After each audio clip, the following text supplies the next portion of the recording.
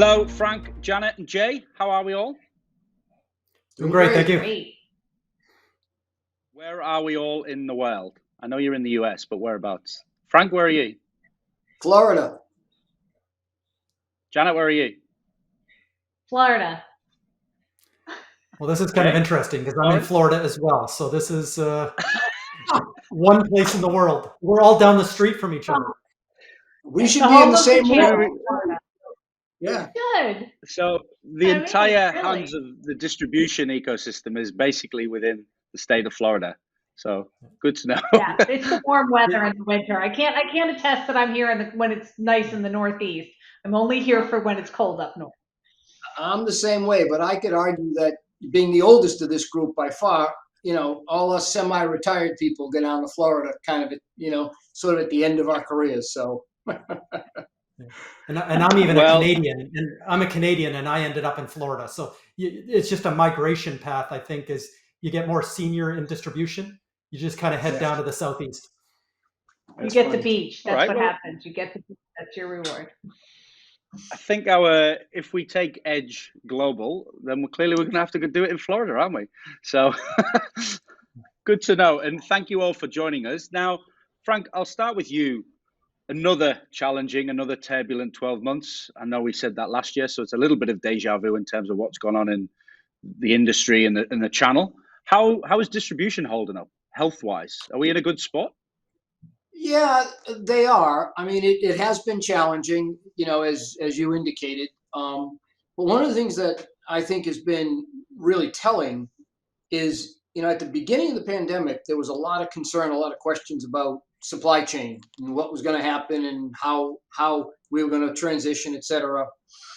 And distribution's done a really good job over the last 18 months or so. Now, some of it is inherently built into what they do because there was supply in the system for a period of time. And I think that helped get us through the first period that we needed to.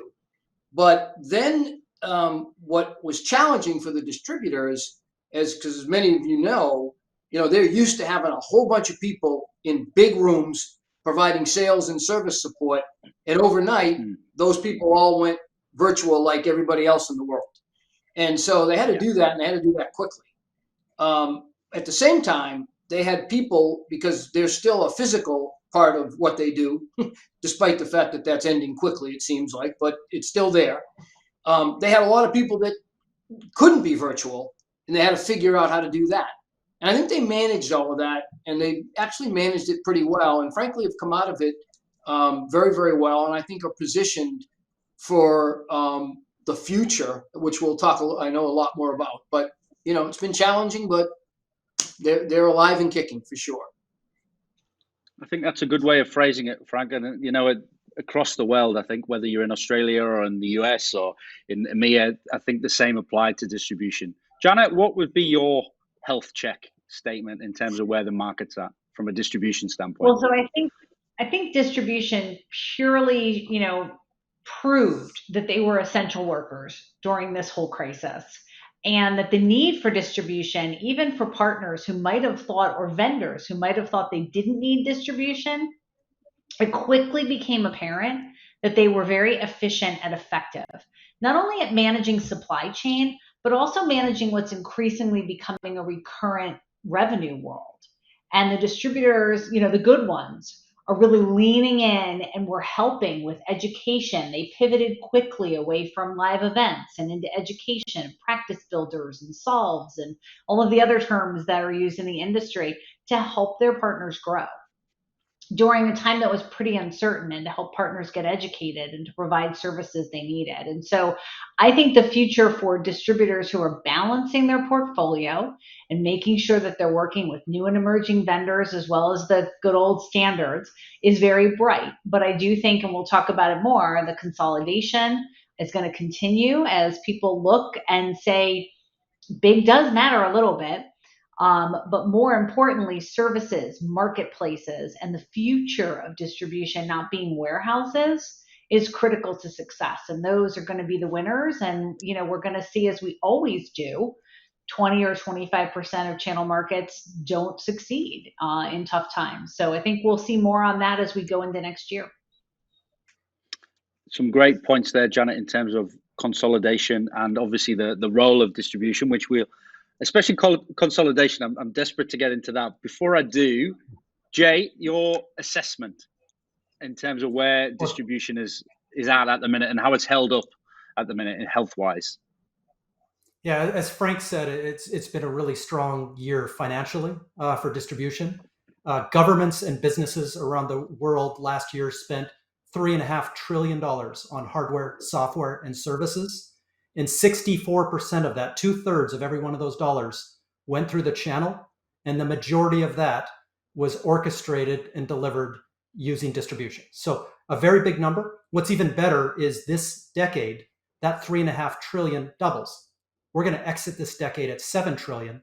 And what we're going to talk about today is, we saw product-led growth models inside the pandemic with Zoom and Slack. We saw subscription and consumption models with Dell and Cisco and IBM and HPE and Lenovo and Nutanix, all going all in 100%.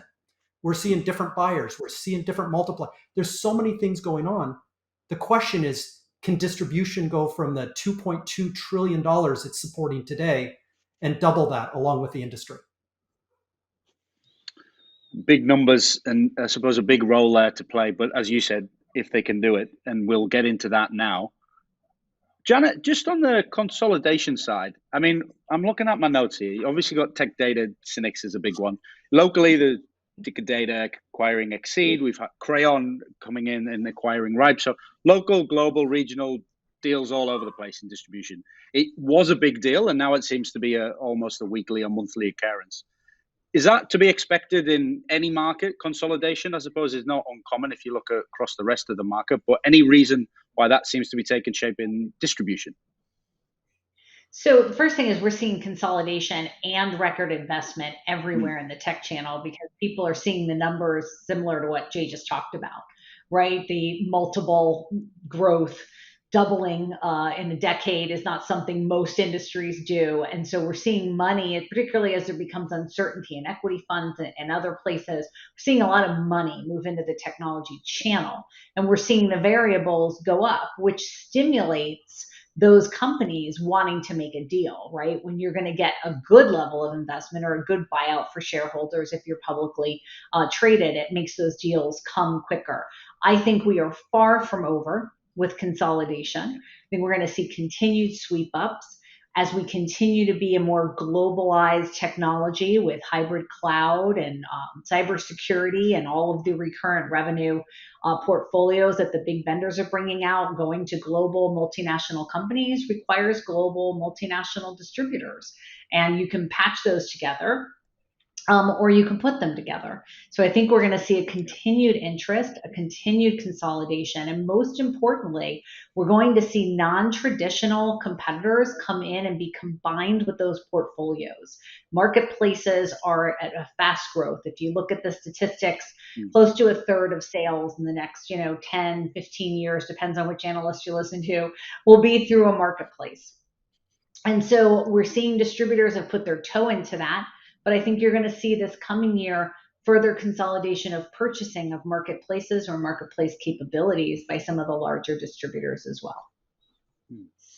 So, and again, that marketplace keeps coming out time and time and again. I know all of the distributors on the line, the globals, the regionals, and the locals are building out their own versions, which I think we'll deep dive into shortly. But on that M&A front, and as you mentioned, Janet, you're right. It's not just distribution. It's every part of the channel. We've just looked at how partners are acquiring each other every 52 hours in Australia at the minute. So the partners are exactly the same position as the disties. But Frank, have you ever seen so much consolidation at a distie level in your time? Well, my time's been a long time. So, There were your words, not mine. There were your words. You might want to we love you, Frank. Yeah. The answer is we are in, I think, a bit of an unprecedented time. Part of the reason for that, as Janet indicated, is what's happening is I think scale matters now more than ever.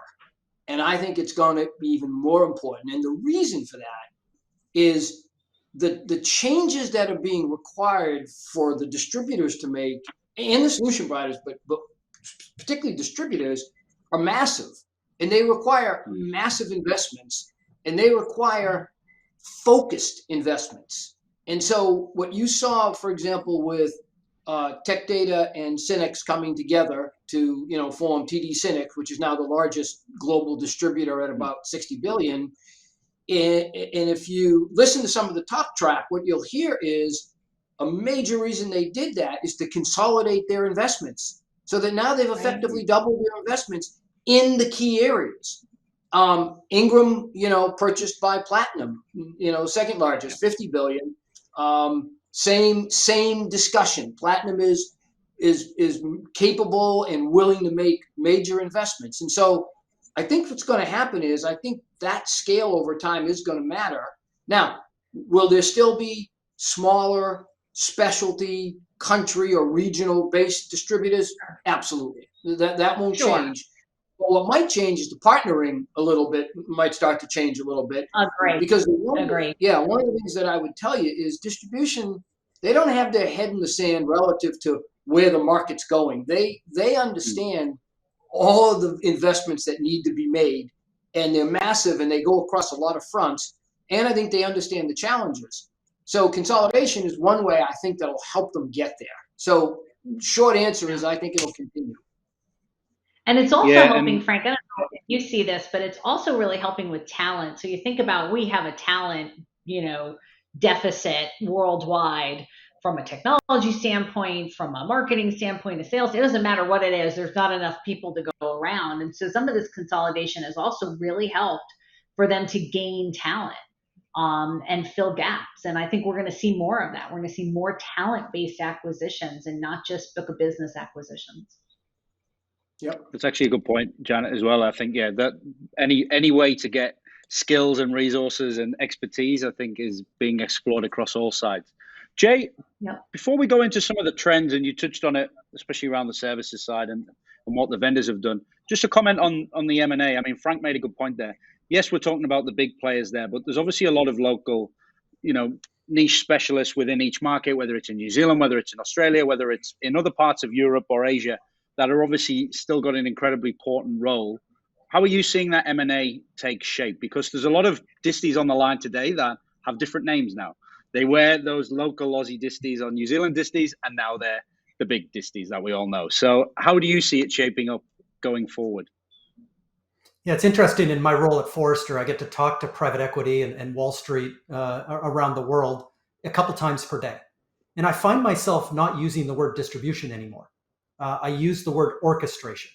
And this is interesting because when you think of the orchestration market, there's obviously, most people think of distribution as obviously supply chain, somewhat linear, moving products, the capital and credit facilities, the supply chain, the logistics, and obviously, like I said, a big part of this market. But a lot of the entrance in the market and a lot of the M&A that's happening is cross different sections. So a good example is, as software eats the world, we're seeing companies raise hundreds of millions of dollars, like in the North American market, a Pax 8, in your market, like a NextGen.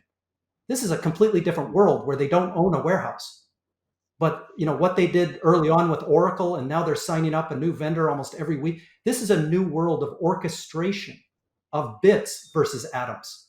And then third, you're seeing this crossover of what was, telecom brokers. ScanSource buys Intelisys. You're seeing, I was in Australia at the big launch of Telarus and Avant. And you're seeing these big brokers come in, and it's this new world of orchestration. When Janet mentioned emerging tech, you have 800,000 emerging tech companies we're watching. Software, we're watching 175,000 SaaS companies today, growing to 1 million by the end of the decade. We're watching millions of partners as every company in Australia from every industry is becoming a tech services company. So when you're dealing with millions of things and driving value creation or co-innovation or network effects for customers, there's a layer of orchestration that comes in. And I think that's a new word that's more synonymous with what the value delivered is than moving atoms around the world. Yeah, And certainly true that terminology. the supply chain. Janet. Yeah. No, it's certainly true. The supply chain capabilities, while still important, because we all understand that nothing actually functions without some level of appliances or hardware. That fast is being redefined right now. Deployments, new vendors, everything is just happening more quickly, and so that I love that orchestration point, Jay, because I think it really sums up what the successful distributors are bringing to market. And just on that and that terminology again, and we've seen it as you mentioned there, Joe, with some of those examples, maybe those orchestrators or distributors or aggregators that were born a little bit later, so they could maybe have that benefit of spinning up and not going via the warehouse route, for want of a better phrase. Now, Frank, given everything that's been said so far, and we, marketplaces as a service, etc. If you're a disty or an orchestrator, are you looking ahead thinking, we have to do it, this is going to be really difficult, but are you thinking there's a huge opportunity here, marketplaces as a service? Because I suppose the short answer is, well, they don't have a choice, they have to start moving in that direction. But would you be, are those trends, would they excite you if you were a CEO of a disty? Yeah, I think so. And in fact, to the point that both Jay and Janet made, they've been exciting the marketplaces. In theory, the smart money in the marketplaces, PE firms, for example, Warren Buffett's company bid on Tech Data when Tech Data was purchased, initially through private equity. So yeah, people are excited because they think there's huge opportunity. Now, it is going to be challenging, though, and it is challenging because what it requires, it is going to require massive investment, and it's going to require a very disciplined approach to focusing on the things that matter. Marketplaces clearly matter. The transition of everything as a service, clearly matters, right? That's going to be paramount. The thing, however, that is exciting about this is that if you fundamentally believe the reseller still remains critical in the go-to-market aspect of our business, of delivering technology to customers, then if you believe that, regardless of what's happening with marketplaces, what's happening with hyperscalers and everybody else, if you believe that, then you got to feel good about the role that distribution plays, because that's their sweet spot. That's what they've been doing forever. And so it will require massive changes, massive investments, but they're right in the middle of transforming their business from what used to be a bank and a warehouse to now a whole suite of services that will include a warehouse to a smaller degree, still include a bank to a large degree, but a whole host of services that will be directed toward the resellers who are not prepared on their own to make this transition. They do not have the capability to make it, because the typical reseller just doesn't have the skill set that's going to be required to do it, or the capital that's required to make it. So I think that's the opportunity that distribution has. Yeah, and it's kind and of I'll jump on top of that and say, I'll jump on top of that, Frank. I agree with you. And I think also, and Jay mentioned some of these numbers, we're seeing a lot of new players come in and start to realize the value of distribution, right? Start to understand that orchestration and even the finance credit, the ability to get a deal or even to get access to a vendor's portfolio who they may otherwise not have access to, the ability to narrow down solutions to the most viable. All of these things are things that partners that previously never would have looked at distribution because they didn't need, a toaster shipped, are now looking at distribution and saying, well, wait, if I can better manage my licenses, if I can have more access to products in a marketplace, wouldn't I be better off doing that through distribution, who can also extend me credit so that I can live through the change of my business from project-based to recurrent revenue-based, from getting $100,000 to getting $15 a month. And that's a big change. And so I think that's where I'm seeing a lot of value. And just to jump on Janet's comment there. Just to jump on Janet's comment is, one number I didn't say is when you disconnect the flow of money, of how money changes hands, to actually the value of partnerships and distribution. It's pretty interesting that, a company like Microsoft, which, for 4 decades has been kind of a model of, channel DNA and everything else. As the dollars shift differently, Azure, for example, which they're growing at 51% every quarter inside the pandemic, only about 20 to 30% of that is resold. But they're very clear to the market that 96% of it is partner assisted. So, Microsoft's very interested in distribution for that number that is obviously there from a transactional perspective. But they're very clear, and most companies now are starting to get more clear, that 96% of their business is partner assisted. And they're learning these moments, and they're learning the level of orchestration that takes. And once they get that, it's an epiphany. That opens up the conversation with distributors.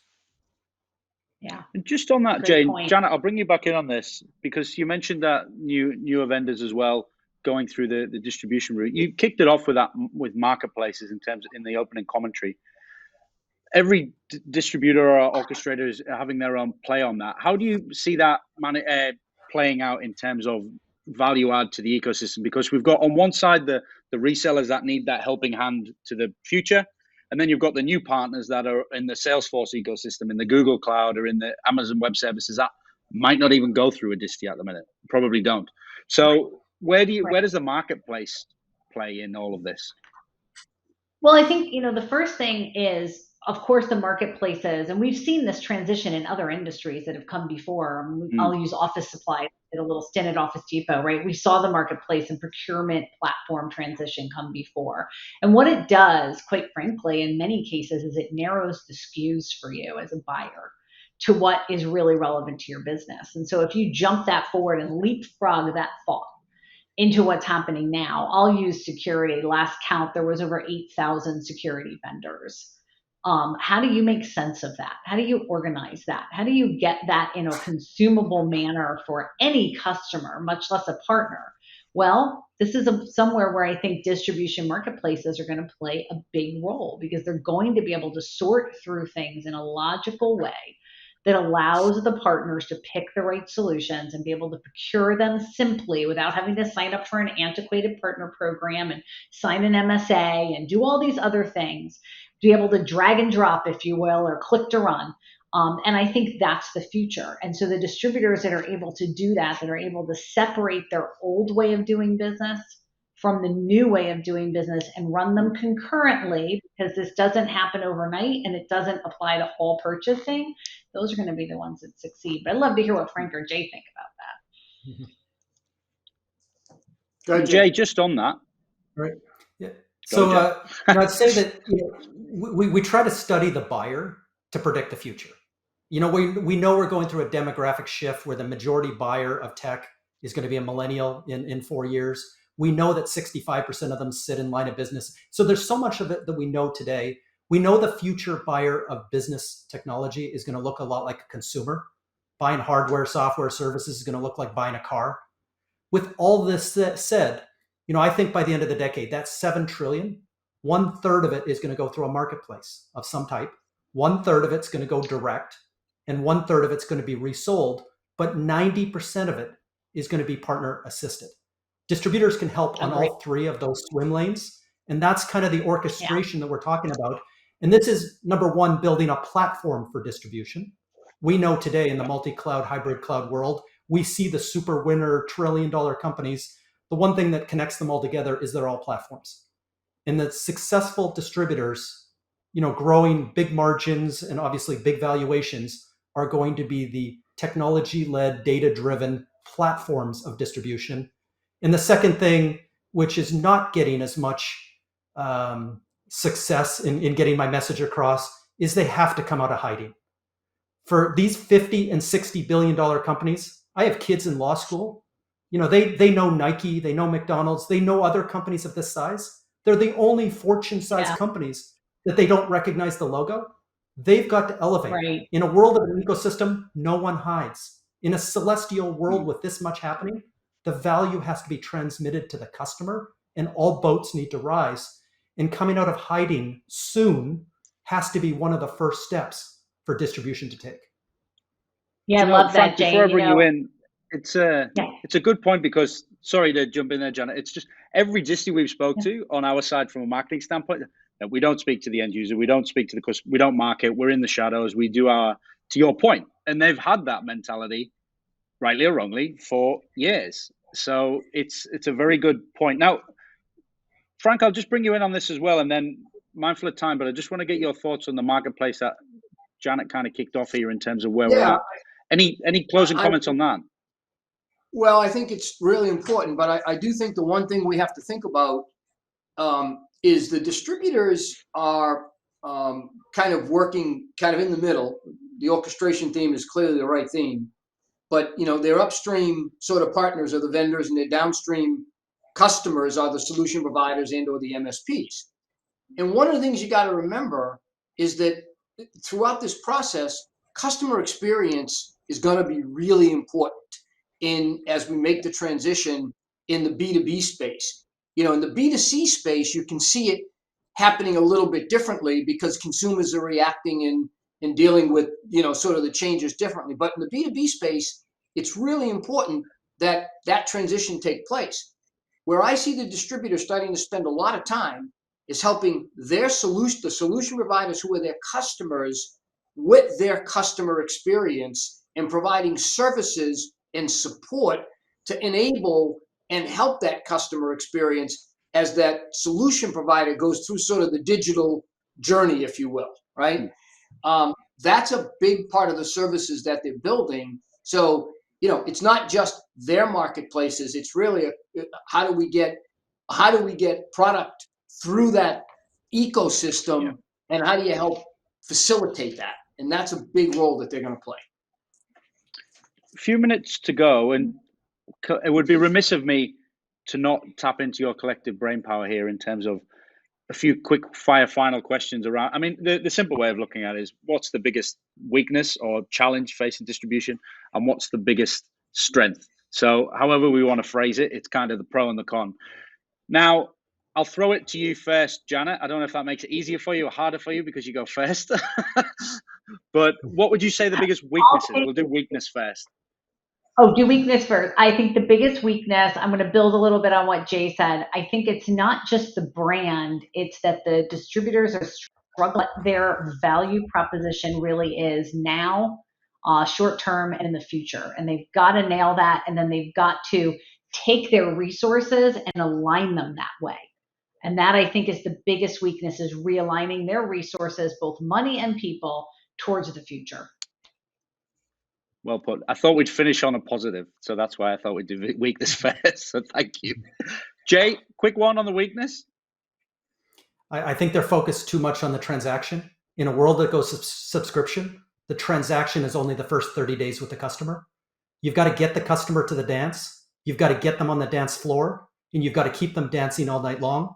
That's the future of orchestration, and distribution has to look to the left and to the right of the transaction to drive vendor, partner, and customer value. Well put. Frank, weakness? Yeah, well, I think it's challenge would probably be the word I would use. And I think the challenge is kind of marshaling and funneling those investments that clearly need to be made, and making sure that they're made in the right areas, and making sure that they're made on a timely basis. If there's one sort of weakness that you could argue Disty's had for a long time, is there are these massive companies with massive infrastructure, and sometimes it's hard to move that as quickly as you'd like to move it. And that, needs to continue to take place. But the encouraging part of it is they recognize it, and we're seeing action along those fronts. So that's positive. Very well put. And a good segue into the final part. I thought we'd finish on a happier note. Positive, opportunity, however you want to slice and dice this. Jay, first.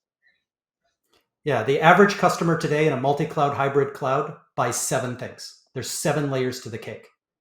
Also, every one of those cloud dollars kicks out almost $5 in services. That doesn't happen automatically with the trillions of permutations that I talked about earlier. The level of orchestration and the percentage of that $7 trillion to companies that know how to do this at scale is absolutely a winning formula, and a path that they all need to take to go hit that big opportunity. Positive, strength, opportunity, Frank? Yeah, I was going to use the word complexity. The market's not getting any simpler. It's getting harder.